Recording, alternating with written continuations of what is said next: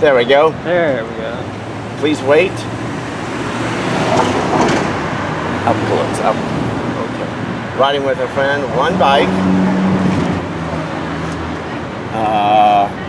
Select the duration of your pass. 300 minutes the minimum. Single ride. Here's the terms. Oh, you have read the. It says you have read the terms and conditions on the contract below. So we're going to click on that. Here comes the terms and conditions. This was added because when it first started, the guys who owns one of the bike shops ran it, and there were no terms or conditions. Bike rider release, user agreement, liability waiver. So that you scroll down, if you can scroll down, like you have stations, recitals. This is what you got to go to get to the end. If user intentionally, unintentionally misrepresents the bicycle, user accepts full responsibility, is liable for all consequence, claims, demands, causes of action, losses, liabilities, damage, injuries, costs, and expenses, penalties, attorney's fees, judgments, suits, or disbursements of any kind or nature whatsoever related to any such intentional or unintentional misrepresentation. It goes down. Boy, it takes long. Changes the terms. Bicycle checkout. Oh, so basically, when you check it out, it's for the allotted checkout period. Because there's some question as you pay a $50 deposit, right? And every time you redock it, and you say you want to use it again that day, there's another $50 deposit. And we're hearing that basically people are taking 10 to 14 days to get paid. Program equipment. Damage, oh here it is, accidents, damage, lost, or stolen bikes. User agrees to immediately report to SBSH and the police any accident involving a bicycle, pay for any damage including replacement parts and or destruction or loss of bicycle, even if caused by someone else. While the bicycle is checked out to user, user will ensure that the bicycle is always locked. There are no locks provided with these bikes, and secured when unattended. All repairs, so you got to go buy a lock when you get your bike, and do not ever leave your bike unattended anywhere in Honolulu, because the minute you go into a store, somebody will come and take it, and people will steal it just to have it to use to get from point A to point B. They say that these bikes are not interchangeable, and it's true with any other bike, but they can take the chain, they can take the pedals, they can take the seat. They'll make it work for them somehow. There are things, they'll just steal shit to steal it, and even if it doesn't work, they'll throw it in the ocean or the canal. Okay. Let's see. User will ensure that bicycles always locked secure. Will be performed at prevailing labor rates, doesn't tell you what that is, in the event the bicycle is lost, destroyed, or damaged beyond repair, regardless of fault or cause. User agrees to pay SBSH the full replacement value of the equipment. The current fee for replacement lost, stolen, unreturned, or totaled bicycle is $1,200. User understands that he or she is responsible for any misuse, consequences, claims, demands of action, losses, liabilities, damage, injuries, costs, expenses, penalties, attorney fees, judgments, suits, or disbursements of any kind or nature whatsoever related to a lost or stolen bike, whether or not the fault of the user. And return a bicycle. These are good to a bicycle stay in condition, bicycle fees, and overtime fees. Overtime fees. Overtime fees incurred only for usage exceeding the time period will be charged at the end of the specified plan duration or upon occurrence for the free spirit plan. The current fees are described in Exhibit B, attached here and posted on the website. And then we go down a little bit further. If the bicycle is not returned within 24 hours, the bicycle will be considered stolen and user will be charged $1,200. And tax will be added to that, of course. Got to get that, which I'm sure they report because they're pretty legit. Maximum checkout period is subject to SBSH operating hours. Seasonal closures, minimum and maximum checkout periods and limitations determined in its sole discretion, so they can check it out and they determine what the hours of operation are. Bicycles are intended to be used for short point-to-point transportation or short recreational rides. The maximum checkout time before is considered at 24 hours, so don't keep it past 23 hours and 59 minutes or they're going to charge you $1,200. Credit card authorization. Let's see, we want to get down to the bottom and see if this is available in any other language, because so far it's all in English. This is the usual stuff. You agree to this agreement. You can see us on their website, bikesharehawaii.org. You can read it for yourself. Indemnification, terms of agreement, governing law, waiver, final agreement, modification, contract and survival. In case of nuclear explosion. Oh my, this thing goes on. Attorney's fees. You're gonna go all the way to the bottom. Boy, this is a lot to read before you decide you want to do it. While you're renting out the bike, most people are not going to do this, but they have to.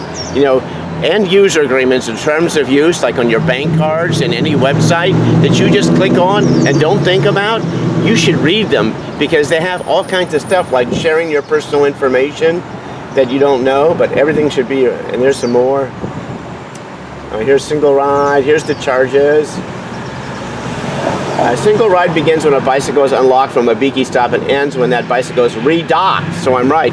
Remnants of time from one single ride are not carried over to future single rides. If your first single ride is 40 minutes, you'll be charged $7. If you unlock a bicycle for another single ride, no time from your first single ride will be applied to your second single ride. Free Spirit Pass. Where's the thing about the $15? Oh yeah, this is where we were.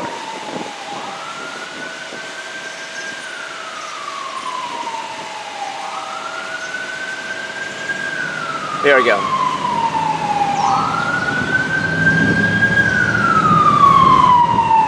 Bicycle dock at station. A sound signal is emitted and a light signal turns yellow.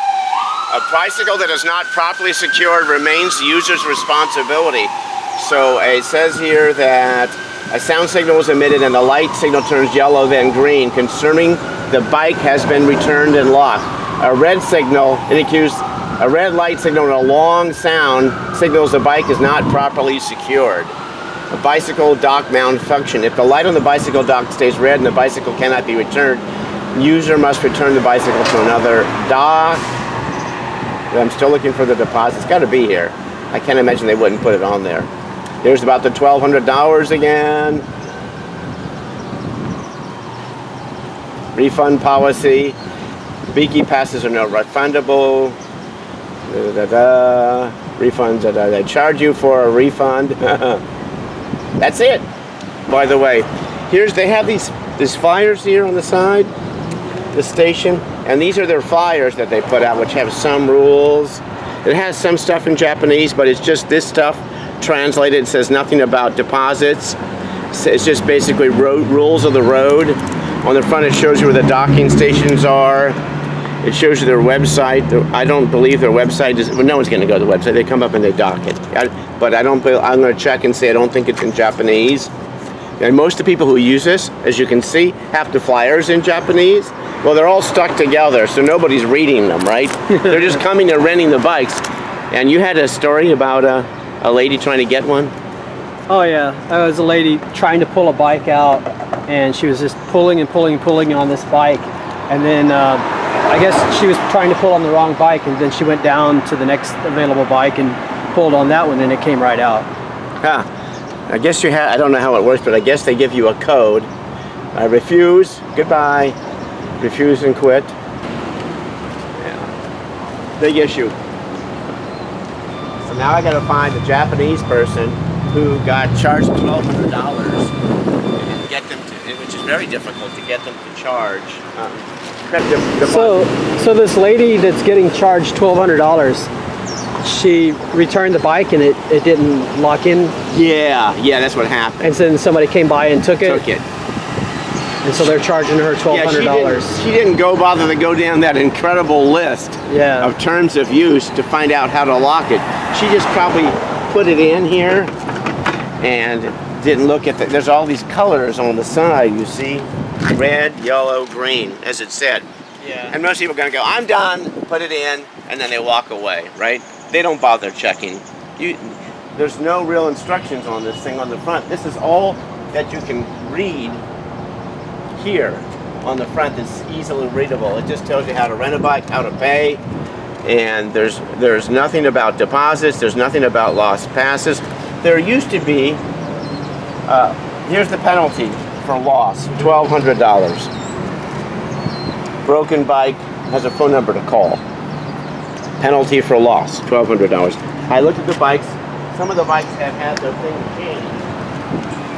The ones in Waikiki that I saw didn't have them. But there's no lock. That's it. That's the story. All right. So was it this location where the lady had her stolen from? I don't know. A friend of mine that you know told me about it. But you know what's funny is when you walk up, you see the bikes. You're going to walk up and go, I want to rent one of these bikes, right? So you walk over, you put your card in. You see the thing, you pick the time you want to use, and people are in a hurry, they just want to rent the bike, and they start scrolling down, right? And you got to scroll and scroll. Nobody ever reads the terms and conditions. Nobody ever reads, but that's their fault. They should, so, you know, that's how they have that there. So they just go over and take the bike. And then they find out, because people are on vacation, there's no lock provided, and they just lose the bike. You know what's funny? Like a car rental or a moped rental, they offer insurance for a fee. They can easily offer insurance for a fee for a stolen bike. Yeah. But because they don't, I bet you because they don't provide a lock, it's prohibitive. Yeah, just like an extra $5 a rental. Yeah, but the insurer's going to say, you don't provide locks for these bikes, it's going to cost you a whole lot more, right? The fee's going to go way up. And so that's why they don't do it, probably because it cuts into their bottom line. They don't care about you, it's all about the bottom line. Anyway, so that's what it's got to be, because they could easily add on an insurance. So somebody needs to ask Lori McCartney why she doesn't offer insurance to cover this $1,200 loss on this bicycle. You know, and I will actually, next time I see her, I'll even send her an email today. Why don't you offer insurance? Let's see if she gets back. She'll have some answer parsed in special language, but they're pretty cool. I mean, for tourists, it's a touristy thing, right? All right, got it. We got it all.